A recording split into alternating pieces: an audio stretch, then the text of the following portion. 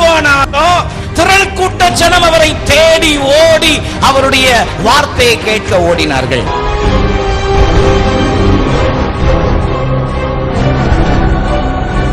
குடும்ப தலைவர், குடும்ப தலைவி, பிள்ளைகள் என்கிற ஒரு அமைப்பு கர்த்தர் கொடுத்த கிருபை.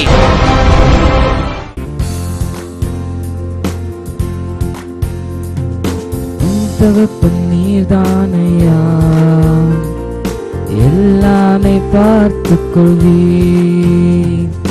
என் தகப்பன் நீதானையா எல்லாமே பார்த்துக் கொள்வி.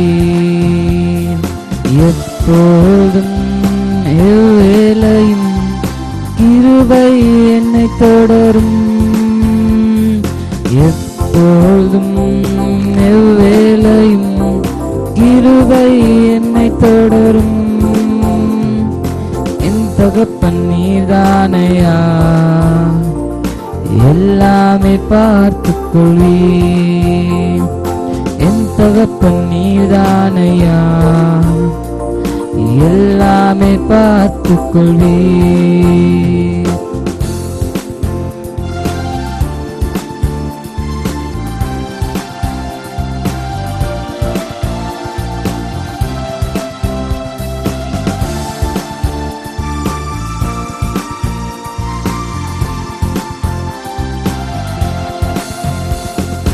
மாண்புமிக்கவர் நீதானே, மிகவும் பெரியவர் நீதானே. மாண்புமிக்கவர் நீதானே, மிகவும் பெரியவர் நீதானே. உம்மையே புகழ்வேன் நோய்வின்றி, உம்மை தான் பாடுவேன் பலத்தோடு. உம்மையே புகழ்வேன் நோய்வின்றி, உம்மை தான் புகழ்வேன் பலத்தோடு. என் உயிருள்ள நாளெல்லாம், என் உயிருள்ள நாளெல்லாம் என் தகப்பன் நீதானையா எல்லாமே பார்த்துக் கொள்வீர். என் தகப்பன் நீதானையா எல்லாமே பார்த்துக் கொள்வீர். ஆண்டவராகிய இயேசு கிறிஸ்துவின் இனிய நாமம் மகிமைப்படுவதாக. பாதைக்கு வெளிச்சம் என்கிற இந்த நிகழ்ச்சிக்கு உங்களை அன்போடு வரவேற்கிறேன். இந்த காலை வேளையில் உங்களுக்காக பரிசுத்த வேதாகமத்திலிருந்து ஒரு வார்த்தையை நான் வாசிக்கிறேன். பிலிப்பியர் 2ஆம் அதிகாரம் 15வது வசனத்தை நான் உங்களுக்காக வாசிக்கிறேன். கோணலும் மாறுபாடான சந்ததி நடுவிலே குற்றமற்றவர்களும் கபடற்றவர்களும் தேவனுடைய மாசற்ற பிள்ளைகளாய் இருக்கும்படிக்கு எல்லாவற்றையும் முறுமுறுப்பில்லாமலும் தர்க்கிப்பில்லாமலும் செய்யுங்கள். பரிசுத்த வேதாகமம் இந்த காலை வேளையில் ஒரு வார்த்தையை நமக்கு சொல்லுகிறது. கோணலும் மாறுபாடான சந்ததி நடுவிலே நீங்கள் குற்றமற்றவர்களாயிருக்க வேண்டும், கபடற்றவர்களாயிருக்க வேண்டும், தேவனுடைய மாசற்ற பிள்ளைகளாய் நீங்கள் இருக்க வேண்டுமாம். கோணலும் மாறுபாடான சந்ததி நடுவில் நீங்கள் குற்றமற்றவர்களாய் இருக்க வேண்டும் என்பது தேவனுடைய சித்தமாய் இருக்கிறது. ஆண்டவருடைய பரிசுத்த வேதாகமத்தை நான் வாசித்து பார்ப்போமானால், தம்முடைய பிள்ளைகள் குற்றமற்றவர்களாக, இந்த உலகத்தில் குற்றமற்றவர்களாக தங்களை காத்துக் கொள்ள வேண்டும் என்று ஜீவனுள்ள தேவன் விரும்புகிறார். நீங்கள் பரிசுத்தம் உள்ளவர்களாக இருக்க வேண்டும் என்பதே தேவனுடைய சித்தமாயிருக்கிறது என்று பரிசுத்த வேதாகமம் சொல்கிறது. சங்கீதம் 26ஆம் சங்கீதத்தை நாம் திருப்பிக் கொள்வோமானால், 26ஆம் சங்கீதத்தினுடைய 7ஆம் வசனத்திலே தாவீது என்கிற ஒரு ராஜா இப்படி சொல்கிறார் பாருங்கள். நான் குற்றம் இல்லாமையால் என் கைகளை கழுவி உம்முடைய பீடத்தை சுற்றி வருகிறேன். குற்றமில்லாமையால் என்னுடைய கைகளை நான் கழுவுகிறேன் என்று ஒரு பெரிய ராஜா தேவனுக்கு முன்பதாக தன்னை அறிக்கை செய்வதை பார்க்க முடிகிறது.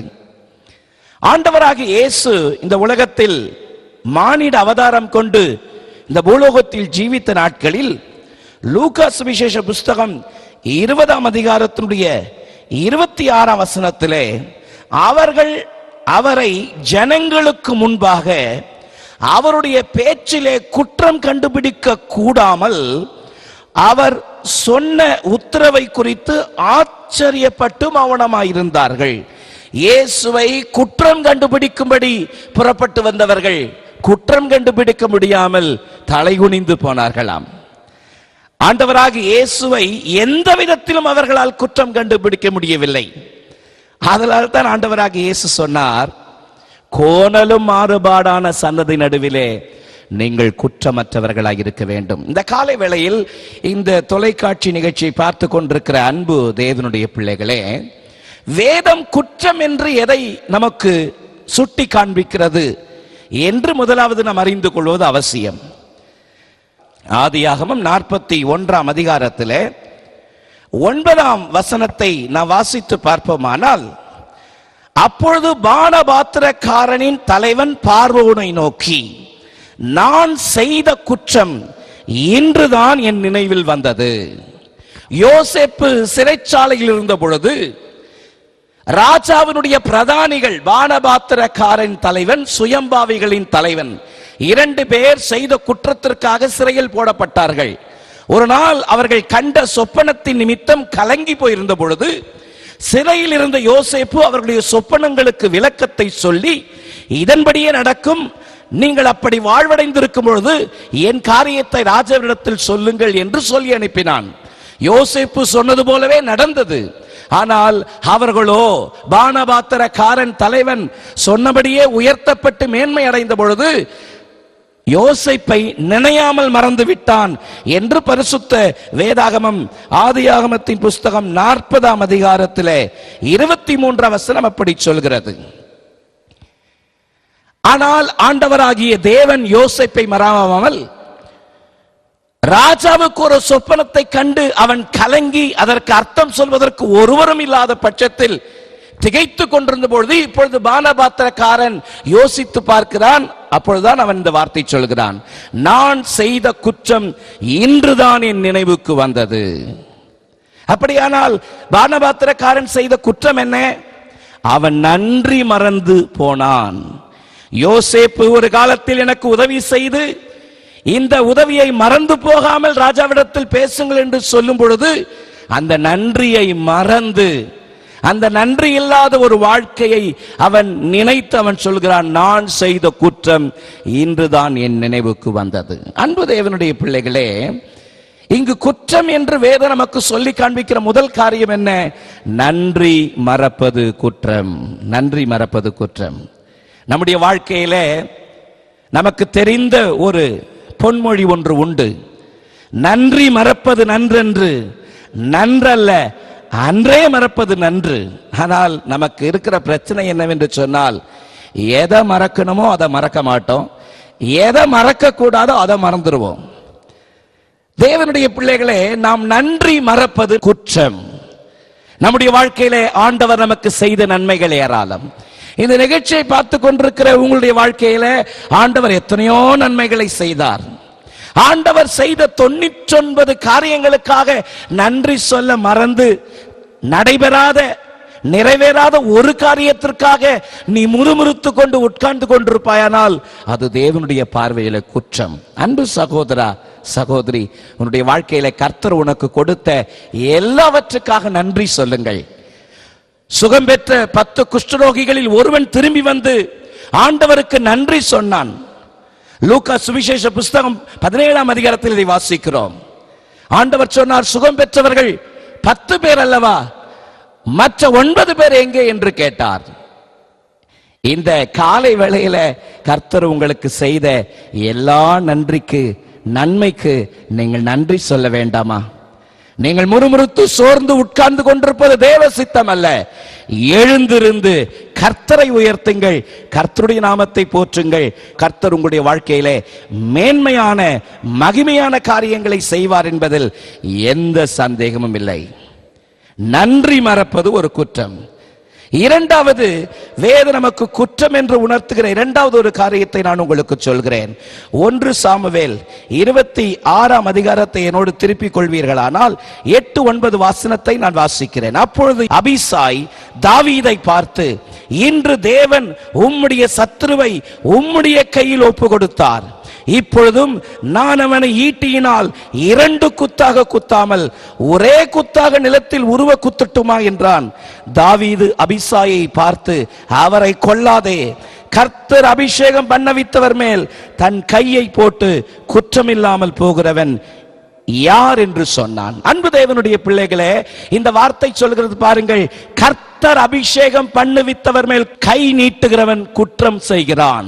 அன்பு தேவனுடைய பிள்ளைகளே, அபிஷேகம் பண்ணப்பட்ட கர்த்தருடைய ஊழியக்காரருக்கு விரோதமாய் கை நீட்டுவதும் கர்த்தருடைய ஊழியக்காரருக்கு விரோதமாய் பேசுவதும் குற்றம் என்று வேதம் சொல்லுகிறது.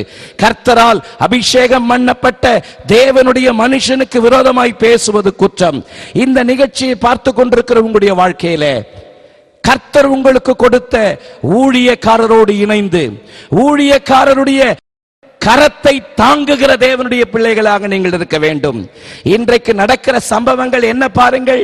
கர்த்தர் உங்களுக்கு கொடுத்திருக்கிற திருச்சபையிலே நீங்கள் அடங்கி, கர்த்தர் உங்களுக்கு கொடுத்திருக்கிற ஊழியக்காரரோடு இணைந்து, கர்த்தர் உங்களுக்கு கொடுத்திருக்கிற பகுதியை கர்த்தருக்கு சொந்தமாக்குவதுதான் தேவனுடைய சித்தம்.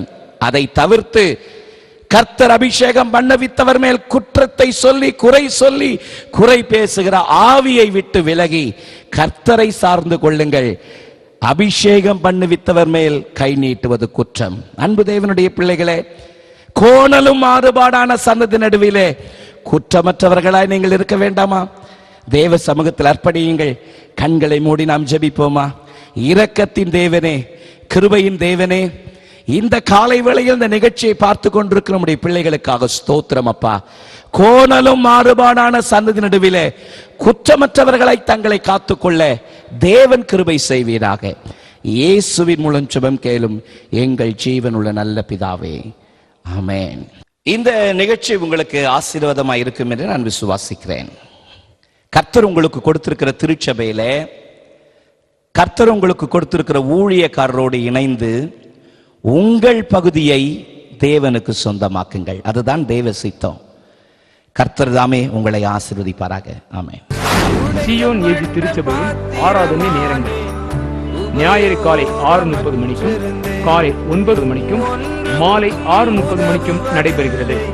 சிறுவர் ஆராதனை ஞாயிறு காலை 10:30 மணிக்கும் வாலிபர் ஆராதனை ஞாயிறு மாலை 4:30 மணிக்கும் நடைபெறுகிறது. நீங்கள் தொடர்பு கொள்ள வேண்டிய எங்களது முகவரி ரெவரண்ட் பி. சுதாகரன் சாமுவேல், தலைமை போதகர், சியோன் ஏஜி திருச்சபை, நம்பர் 8, புத்தர் தெரு, காமராஜபுரம், சென்னை 600073. மொபைல் நம்பர் 9382111727 மற்றும் 9381111727.